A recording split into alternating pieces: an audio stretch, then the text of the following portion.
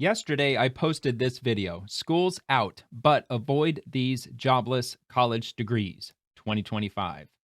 And I came across another article on the opposite side of the coin from the same website titled Visual Capitalist. And this is the article that I'm talking about, ranked America's fastest growing job sectors in 2025.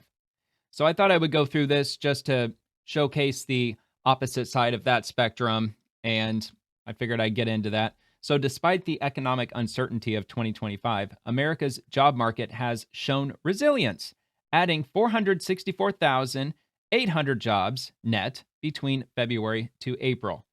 So, just to do a full stop there, that really depends on who you ask, because I've seen TikTok videos specifically, and also videos of people on YouTube that have been complaining about the job market and how they have been tirelessly applying to hundreds and hundreds and hundreds of jobs to no avail whatsoever. They don't get any callbacks, and some who do get callbacks, and even fewer who actually end up getting interviews, either the interview process is extremely heavy, like they have to go through an interview with this person, then an interview with that person's supervisor, and then an interview with that person's supervisor, and then another interview with like HR or whatever. Like, apparently they're making it very difficult just to get through the interview process, let alone getting a job landed. Now, a lot of the people didn't specify exactly which careers that they're going after. I mean, are they going after like the high six-figure level career, in which case, yeah, it probably will be a daunting process to get a job in that salary range. I'm not sure. They're generally not specific with exactly what kind of job they're looking for. All they're saying is that they're applying everywhere. Now, there are some people who are saying that they're getting to the point where they're applying to places like Home Depot or Walmart or Target and places like that, and they're not getting callbacks either. And of course, that could depend on a number of things. The people who are on TikTok, I will say it isn't really going to help you if you have a TikTok account where you're complaining about all kinds of things, especially with regard to the jobs market, because employers, they actually look at social media these days. I don't know about all employers, but a lot of them do. They take your name, they plug it in to the internet, and they see what it returns. And the employer may often contract that to a third-party company who specializes in doing just that. They comb through all of your information. They do a full background check, and they look into your financials, your credit score, how much debt you have. I mean, like, they go through all that stuff. And then they compare that with other applicants, and they determine which one's the best, especially when you're very qualified for the position and there's another person that's really qualified for the position, and they can't really decide which one that they want to take. And that might be the point where they start to dig into other things, also including your social media. And there's a lot of people who complain about the job market and how hard it is to find a job, but you can go into their TikTok account, and the last the last job that they had, they're nonstop complaining about it, about how bad it sucks, and I can't wait to get out of here, and yada yada. It's not very healthy to be posting stuff like that on there, especially videos where you're just constantly irritated and pissed off. And I mean, a company, they don't want that kind of energy there. I mean, you're too high of a risk. You don't look like you'd be a very effective employee if you're putting all that drama out on the internet publicly for all to see. So I'd figure I would just point that out. But according to this website, and according to the jobs numbers being 464,800 jobs that have been added to the market on top of the jobs that are already in existence, I mean, according to this, it looks like the job market's doing fairly well.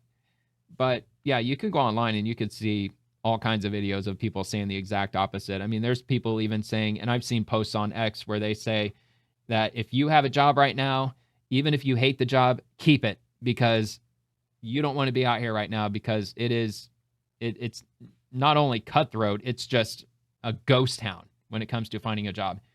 I have heard that AI is making things a lot more complicated for people applying, because people are using these AI tools to rapidly and massively apply to all kinds of companies, hundreds of companies you can apply to in just one single mouse click. And that's problematic, because companies, they want to hire you. They don't want to hire the AI bot. They want to hire the human being. So And that's making it difficult for real humans who are applying, which there's a lot of employers who are using AI to weed through applicants too. So that's also problematic because, they might be skipping over legitimately good applicants because they're looking for certain buzzwords or certain keywords or whatnot. And it's just becoming an issue on both sides, and I don't see how it's going to help anyone. I think what it's really going to boil down to is companies are going to just require applicants to just appear in person. I mean, that's really what it's going to have to boil down to. Or if you show up in person and you let them know that you're interested in such and such position that you found on the internet, I mean, at least it would show the company that you're determined to work for them because at least you made the effort to look up their address, hop in your car, and make the drive over to pay them a visit and just let them know, like, hey, I'm here. I'm a real human being. I'm not just another AI application that you've been getting in your inbox by the thousands and thousands. So, I mean, I'm just saying, just throwing out just a random tip that might actually help you land a job better than just applying online, which is, I'm sure, what everybody is doing these days. Just apply online, apply online, apply online. So anyway, let me go ahead and get into this article here. So to find out which sectors are contributing the most to this growth, we visualized the latest BLS data compiled by Charlie Bilello's weekly blog. Data and discussion. The fastest growing job sector in early 2025 is healthcare and social assistance, which added nearly 193,000 jobs over the 3-month period. A lot of jobs being added, probably because the baby boomers. It's a very large population. They're aging. The older you get, the more health problems you tend to get. And I can't remember the exact percentage number, but I think it's somewhere around 85% of the total amount of money that you will use for your personal health care throughout your entire lifetime will occur within the last 5 years of your life. So it doesn't surprise me to see that healthcare is still exploding in employment, just because the older generations, they're aging up into their elderly years. So, which you might want to keep in consideration. Like if you're going to go to college to get into healthcare, just know that potentially in 20 years, 30 years from now, the healthcare industry, in my opinion, it's going to start subsiding pretty quickly because our replacement rate is going down and down. So our population is going to be waning over the coming decades. So there's just going to simply be less people to treat. Of course, in America, that might not apply because we do have an immigration system. So we could offset the declining population with immigration. So, I mean, that's possible. And it seems more and more often, politically speaking, that appears to be more of a certainty than anything. But anyway, I'll go ahead and continue. But that's a very healthy number, almost 193,000 jobs just between February and April of 2025.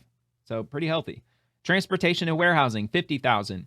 Even in the face of tariffs. I mean, with these looming tariffs, and these companies are trying to freak out everybody because these tariffs are going to skyrocket prices for everyone, this, that, and the other. Well, it doesn't seem like it's having that dramatic of an effect because transportation and warehousing added 50,000 jobs to the market. And I'm not going to go down every single one. You can obviously just pause the video and just read it for yourself. But yeah, so there's quite a few different industries where it's adding jobs. Of course, information, they actually lost 2,000. But for it to make this list, I'm assuming that it's still a pretty, what's the word, like a voluminous job as far as the number of people who work in that field. I'm sure there's in information, good grief, there could be probably hundreds of thousands of people who work in that field, even though that they lost 2,000, again, only between February and April. So historically speaking, it might still be adding a lot to that field. So getting into healthcare here, looking deeper into healthcare, a recent USA Facts ranking of the fastest growing occupations put several health-related professions near the top of the list. This included nurse practitioner, which requires a crap ton of college. And if you're looking into becoming a nurse practitioner, of course you know that, it received a 46.3% projected growth rate it will receive that growth rate from 2023 to 2033. Physician assistant up 28.5%, and physical therapist assistant up 25.4%. So in the foreseeable future, it's looking good. Healthcare, looking good. It's going up, and more and more. But like I said, 20, 30 years from now, it's probably going to change, and it'll probably be somewhat drastically. So in transportation and warehousing, the next fastest growing job sector is, as said, which is likely due to the continued growth of e-commerce. In 2024, e-commerce sales exceeded $1.19 trillion dollars, up from just 261 billion in 2013. Damn, that's crazy. It's like what, 500%. That's pretty incredible, actually. But again, the whole tariffs thing, not really sure, but just throwing that out there. Online shopping has significantly increased the demand for storage and logistics, which leads to more jobs in fulfillment centers, distribution hubs, and delivery solutions. Efforts to bring manufacturing back to the US could also boost this sector's employment even further. That's a really good point, and that's the point of tariffs. The point of President Trump putting tariffs on everybody is to try to entice these companies to come back to the US, because if you bring all those jobs and your manufacturing and your production back onto US soil, well, then you don't have to worry about the tariffs. So it's a win-win. Americans get their jobs back, and the company doesn't have to pay X amount percentage more. So anyway, that's the whole article there. And I'll just scroll up so you can get a better visual here. I didn't actually show that at first, but healthcare and social assistance up 193,000. I mean, it's the same as the below graph, except it just looks fancier. So I do have one more article, which is in a very different direction. I'm going to take a hard right turn and check out the New York Post here. These are the most depressing jobs in America, according to a new study published on June 6th, so just a couple days ago. Actually, not even a couple days ago. What the hell day is it? Isn't it the 7th today when I'm doing this? Yeah, it's the 7th. I've been off work for a couple days. I got some PTO. So yeah, it's currently, as I'm recording this right now, it's the 7th. So this just came out yesterday. So by the time this drops on my channel, it probably will be later tonight. Yeah. So anyway, most depressing jobs, New York Post. For some, the emotional cost of a paycheck is steep. A new study suggests that workers in certain industries are significantly more likely to grapple with depression and frequent mental distress. Researchers say the findings should serve as a wake-up call for employers to rethink how they design the mental health benefits for their employees. I mean, yeah, there's something to be said about that. I can already take a guess, and I have not read this yet, so I could take a wild guess at a couple that are probably on this list, but I'll just read on. In the study, researchers analyzed survey response data from more than 500,000 U.S. workers collected between 2015 and 2019. Oh, so this is older information, but I mean, it's still recent enough to still be relevant. It wasn't that long ago. And I would say COVID compounded people's depression in a pretty big way. So just throwing that out there. Of those, a staggering 80,000 out of 500,000 reported having been diagnosed with depression at some point in their lifetime. Women were diagnosed at twice the rate of men, because men were accustomed, I think, by nature, to take any and all stress that we have, jam it down inside, and just let it simmer. Just forget about it. I mean, men are pretty good at doing that. I would assume that they're way better at that than women. I mean, women, it just stirs around in their head. They're just constantly focused on that, where men are pretty good at compartmentalizing issues. You know, you could just take that box and then just jam it down inside and just forget about it. But anyway, I'll just digress. So some industries stood out as especially grim for workers' mental health. Community and social service employees reported the highest rates of lifetime diagnosed depression, with food preparation and serving workers trailing close behind.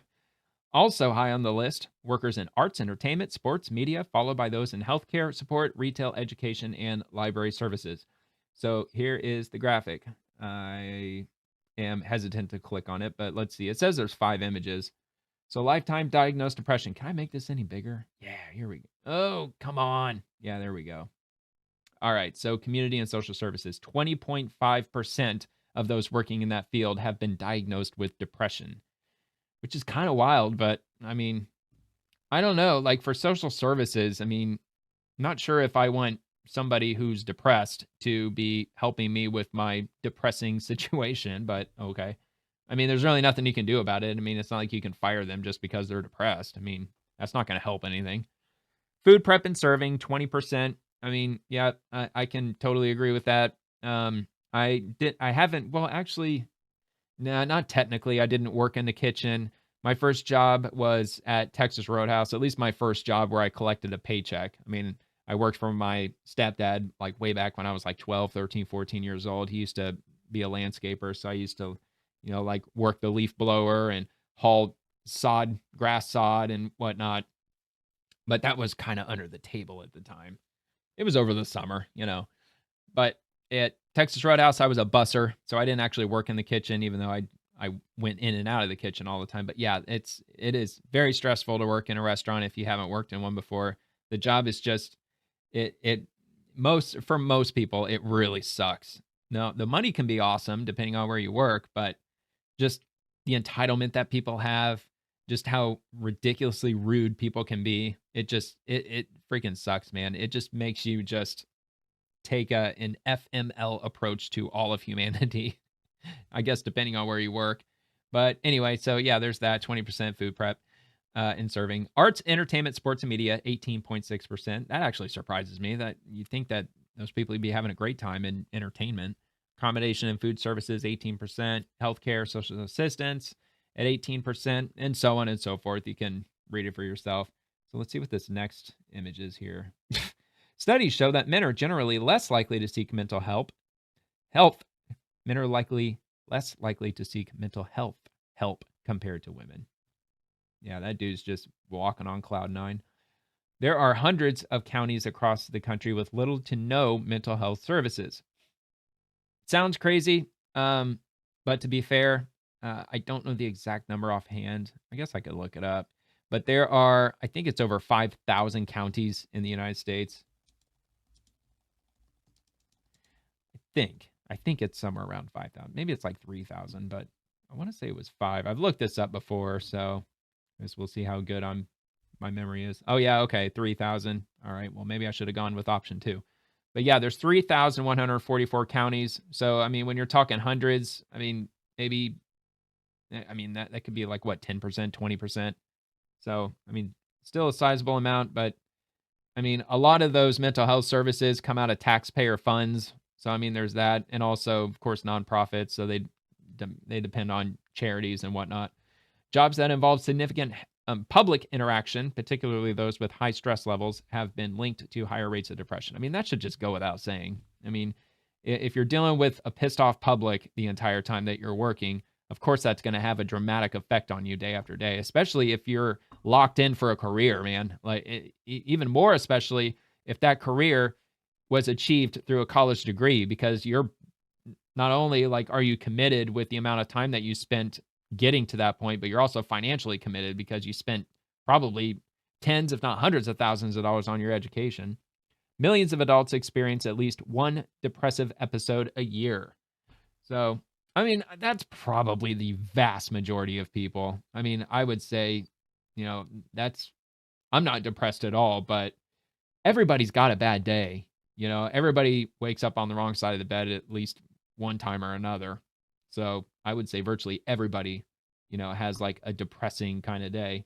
I mean, some people, like, even if they wake up and it's gloomy, cloudy, and rainy, even that's enough to just not really ruin their day, but just the gloomy day, it just kind of hangs over you and it just makes the day just crappy. So on the flip side, workers in mining and construction reported the lowest rates of lifetime diagnosed depression. Very interesting. But it did say earlier that women are twice as depressed as men, at least according to that study. And there's probably not a whole lot of women working in mining and construction. So, I mean, that just seems obvious to me. But don't grab a hard hat just yet. Those same industries have the highest rate of suicides among U.S. adult workers, and those numbers have been steadily rising since the year 2000. Researchers suggested that the gap might be because both fields are male-dominated. Thank you. And men may be more likely to seek help for mental health issues. Okay, all right. So basically, like women, they're less likely to actually go and get mental health help, which to me that's surprising. Like jam it down, forget about it. That's kind of what I figured it'd be the opposite, but whatever. This, they theorized, could be due to factors like stigma or a lack of accessible services, especially in the rural or remote areas where many of these jobs are based. Yeah, Fair point. Dr. Minesh Sapra, executive director of Northwell Health's behavioral health service line, called the study, quote, significant. Responding to the findings, he emphasized that certain industries need to have tailored support systems for workers at higher risk of mental health challenges related to their jobs. Quote, with anything we're doing on well-being or mental health for employees, employers need to customize those benefits and solutions for their specific population and not just pick something off the shelf that and give that as a benefit. Yeah, I agree. At Northwell Health, Sapra said that healthcare workers often face intense trauma and emotional stress from witnessing suffering firsthand. Yeah, I mean, could definitely see that as well. Now, I know that there's been a push for companies offering their employees, quote, mental health days. So it's essentially a sick day, but you're not sick physically. And I think for the most part, companies, they're allowing that to happen if you have sick days. But the push was to add a bank of mental health days that you can take off in addition to your sick days. But there's a lot of companies who are just incorporating the two together. So you can call into work sick, but not really be sick. You can tell them like, look, I'm not sick. I'm just having a mental health crisis or whatever. I'm having like, a really bad start to the day. And I know you don't have to technically tell your work what happened. Your pet could have died, or maybe you just got bad news about something. It could be a million different things. But yeah, I know there's been a push for that recently, which absolutely should be considered for jobs like that where there's a lot of stress, especially in the healthcare industry. I mean, like an EMT. Could you imagine an EMT, especially in a busy or a major city, even more especially like Chicago, where they get like 3,000 shootings a year? And that's got to be insane. To address this, the health system developed specialized support systems, including a peer support network and a stress first aid framework to help employees recognize stress in themselves and others. Quote, we've also developed expanded access to mental health services for our employees, which really helps get them help when they need it, Sapra said. We developed some digital technology to do that, basically giving employees access at the touch of a button. So what is that? Is that the oh crap, what do they call that? That online doctor thing that came out during COVID where you don't have to go see your doctor. You can, just get on your just jump on your smartphone and do like a video call with them. Damn, I can't remember what it's called. I know what it's called. I just forgot. It's something that I'd say probably most health insurance plans are offering now. I think it's the same amount of money as just going to the doctor's office. So I've never used it before. It's an option. If you're really sick, I mean, I could see that being very beneficial because if you're sick and you got something contagious and the doctor is able to diagnose it without, physically seeing you, which in many cases, how can that be possible? I mean, you like a throat swab if you got strep throat or something. But anyway, let's see here. So for other employers, Sapra stressed the importance of tackling barriers like stigma, cost, and language that prevent workers from seeking care. He added that mental health services must be available when employees can actually use them, for example, offering evening hours for those on daytime shifts. Very good point. Sapra noted that companies can further improve access by leveraging digital technologies that enable workers to connect with, there it is, telehealth. That's what it's called. Telehealth services from anywhere. So, yeah, I thought that was worth reading. And again, I didn't actually read it all the way through when I first saw it, but it was in the same vein as this other article, so I figured it'd be worth at least tackling. So, I mean, I guess you could just take that for what you will. And that's really all I got. So, thanks for watching. See ya.